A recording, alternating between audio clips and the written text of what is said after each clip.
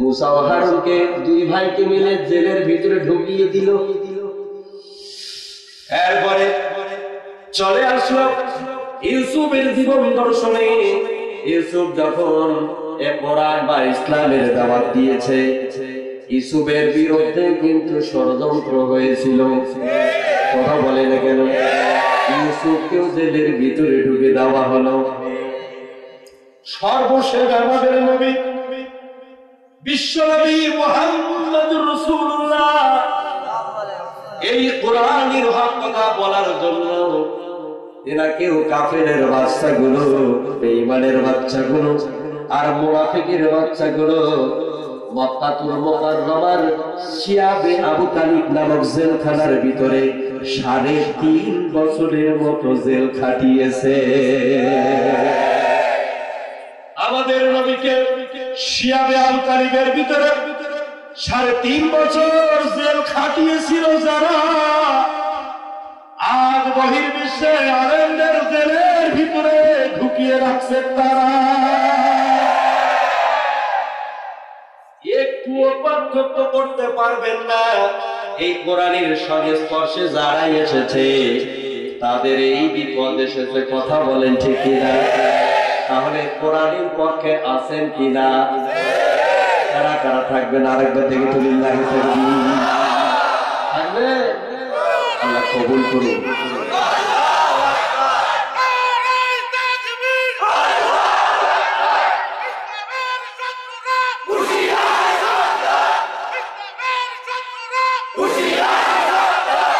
মাশাআল্লাহ মাশাআল্লাহ। আগের মতো লোক থাকবে, আর বুকের মধ্যে সাহসও থাকা লাগবে, ইমানি জজবাও থাকা লাগবে। সবাই কি আর তাকবীর দিতে পারে? দিতে পারে? তাহলে চলেন তো একটু দেখি আমরা কোরআন দিয়ে আজকে যারা এই ইসলামের দিকে দাওয়াত দিয়েছে তাদের কি অবস্থাটা হয়েছিল। হযরতে আদম আলাইহিস সালামের পরে আমার আল্লাহ পাক এই পৃথিবীর জমিনে আরো একজন পয়গম্বরকে পাঠিয়ে দিলেন, যার নাম হলো নূহ আলাইহিস সালাম। নূহ আলাইহিস সালাম চলে আসলেন। তিনি এসে যখন সমাজের মানুষগুলোকে দাওয়াত দেওয়া শুরু করে দিলেন, সমাজের মানুষগুলো দুই ভাগে বিভক্ত হয়ে গেল। কেউ নূহের পক্ষে আসলো, কেউ নূহের বিপক্ষে চলে গেল। কথা বলেন ঠিক কিনা? শুধু পক্ষে আর বিপক্ষে গিয়ে বসে থাকলো না, এমনকি নূহ আলাইহিস সালামের বিরুদ্ধে সেই সময়ের কাফিরগুলো খেপে গেল। নূহ আলাইহিস সালামকে মারধর করলো কাফের মুনাফিকগুলো। মারামারি করার পর একটি কম্বল দিয়া নূহ আলাইহিস সালামকে পেঁচিয়ে একটি পাহাড়ের গর্তের মধ্যে নূহকে ঢুকিয়ে দিয়েছিল। আবার আল্লাহ পাক বুঝতে পারলেন নূহকে তো তারা এইভাবে হত্যা করে দেবে, মেরে ফেলবে না, নূহকে আর রাখা যায় না। আর এইভাবে নূহের উপরে নির্ভর করে থাকা যায় না, যেহেতু সমাজের কাফেরগুলো একমুখী হয়ে গেছে, এক কাতারে কাতারবদ্ধ হয়ে আমার নবী নূহকে মারতে যাচ্ছে। না, নূহকে এভাবে আর তাদের সামনে এগিয়ে দেওয়া যায় না, হত্যা করে দেবে। আবার আল্লাহ পাক বলেন নূহরে তাড়াতাড়ি তড়িঘড়ি করে এলাকা থেকে, জনপদ থেকে সরে যাও, না হলে কাফেরের বাচ্চাগুলো তোমাকে মেরে ফেলবে। নূহ আলাইহিস সালাম সরে গেলেন।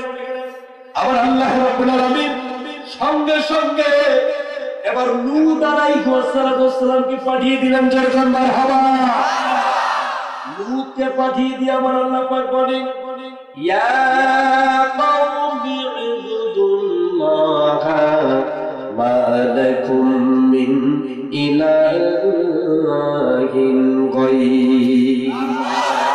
লূত আলাইহিস সালাম এসে দাওয়াত দেওয়া শুরু করে দিলেন। ইয়া কওমি ইবুদুল্লাহ, কওম মানে হলো এলাকা, কওম মানে হলো জনপদ, কওম মানে হলো দেশ, কওম মানে হলো রাষ্ট্র, কওম মানে হলো বংশ, কওম মানে হলো ফ্যামিলির মানুষ।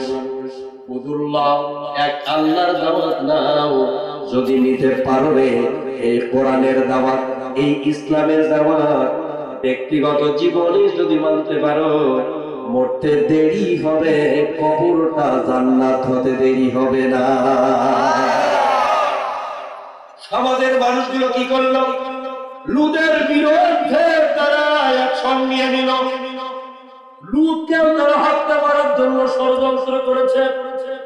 প্রত্যেকটা নবীর জীবনে আমি দেখেছি, এই কোরআনের গবেষণা করার পর প্রত্যেকটা নবীজির জীবন দর্শনে দেখতে পেলাম দুইটি করে দলের মানুষেরা হয়েছিল। একটি দলের মানুষের নাম হলো হিজবুল্লাহ। এটি কার দল? আরো জোরে বলুন। হিজবুল্লাহ হলো আল্লাহর দল, আর একটি হলো হিজবুস শয়তান। এটি কার দল?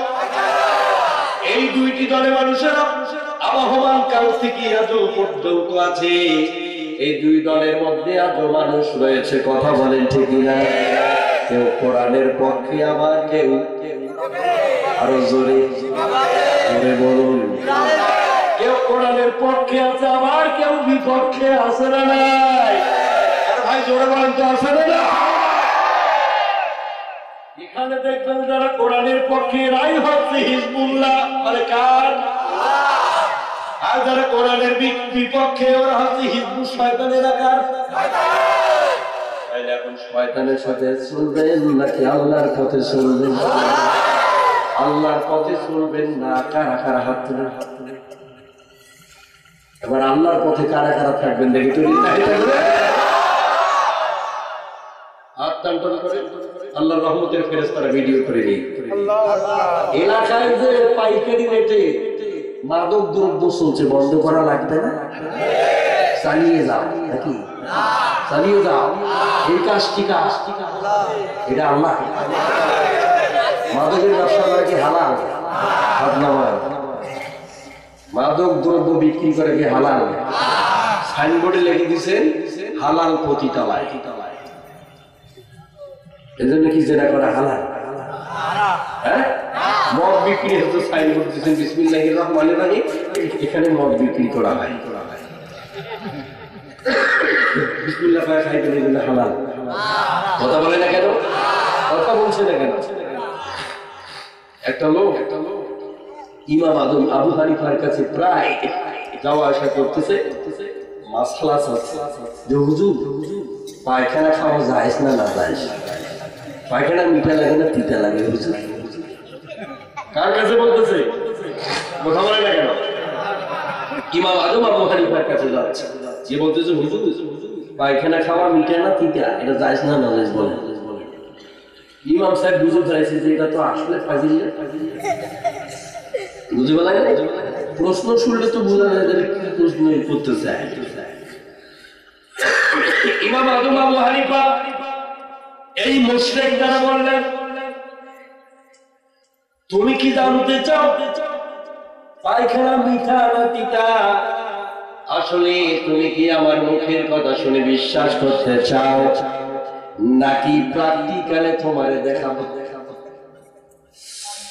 লোকটা বললেন, হুজুর মুখের কথাতে কম বিশ্বাস হয়, প্রায় প্রায় তো মুখের কথা শুনি, বক্তব্য শুনি, এটা বিশ্বাস হয় না। যদি আপনি প্র্যাকটিক্যালে দেখান সেটাই তো সবচেয়ে ভালো হয়।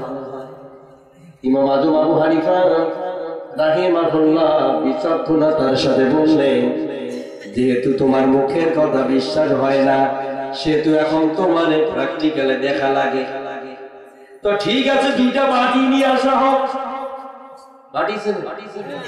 দুটো বাটি নিয়ে আসা হোক। বাটি দুটা নিয়ে আসা হলো। বলা হলো যাও ওই যে পাতলা মাল নিয়ে আসো, এরপর শুকনা মাল নিয়ে আসো। পাতলা আর শুকনা দুটারে নিয়ে আসা হলো। ইমাম আজম আবু হানিফা বললেন, যেটা রসালো ওটাতে মাছি পড়ে বেশি, ওইটাই মিষ্টি। আর লোকটার চিন্তা কি ছিল আপনি জানেন? হুজুর যদি বলে যে মিঠা, পুরো এলাকায় ঘুরে ঘুরে বলে দেওয়া হবে হুজুর পায়খানা খাইছে না হুজুর যদি বলে তিতা, তাও সে বলে বের হবে যে হুজুর খাইছে না হলে কেমনে বললো তিতা। হুজুর আগাইলে কথা বলে ঠিকই না। এই জন্য ইমাম আজম আবু হানিফা বললেন দুইটা মালকে সামনে নিয়ে আসা আনা হলো। আনার পর বললেন যেটা রসালো এটা মিষ্টি, আর ওটাতে মাছি বেশি করে, আর যেটা তিতা এটাতে মাছি কম পড়ে। লোকটা বলতে হুজুর এইটা কেমন করে বিশ্বাস করি? ইমাম আজম আবু হানিফা বললেন যেহেতু এই লোকটা মুখের কথা শুনে বিশ্বাস করতে চায় না, এই ব্যাটারে পাঁচরায় ফেলে টুটির মধ্যে পাও তুলে দিয়া ওই শুকনা মাল আর টাটকা মাল দুটাই খাওয়াইয়া দাও। আজ যারা বলে ওরা নেই, এই নাই সেই নাই, ওই নীতি নাই সেই নীতি নাই, এই ব্যাটাদের পাতলা গুলার শুকান কিছুটাই খাওয়াই দিবে। কথা বলেন কথা ঠিক কিনা? ঠিক কিনা? জানেও না, পড়েও না, বুঝেও না, ভুল ধরি করছেন। আছে না নাই? আছে না নাই? আছে। তাহলে নূহের পরে লূতকে পাঠানো হলো, লূতকেও কাফেরের বাচ্চাগুলো হত্যা করার ষড়যন্ত্র করলো। কথা বলেন ঠিক কিনা? আল্লাহ কি ইচ্ছে করলে দাওয়াতটা এখানে বন্ধ করে দিতে পারতো না? কথা বলে না কেন? কিন্তু আমার আল্লাহ ভাবলেন না, এই দাওয়াত বন্ধ করা যাবে না। কারণ হলো এই দাওয়াত যদি বন্ধ করে দিই তাহলে মানব মণ্ডলী অন্ধকারে পড়ে পড়ে ডুবে মরবে, আর মরার সঙ্গে সঙ্গে জাহান্নামী হবে। না, আমি মানুষ সৃষ্টি করে জাহান্নামে দিতে চাই না, আমি মানুষকে জান্নাত দিতে চাই। এই জন্যই লূতের বিরুদ্ধে যতই ষড়যন্ত্র হলো না কেন, আমার আল্লাহ রাব্বুল আলামিন সঙ্গে সঙ্গে লূতের পরে আরো একজন নবীকে পাঠালেন, যার নাম হলো ইউনূস আলাইহিস সালাতু ওয়াস সালাম।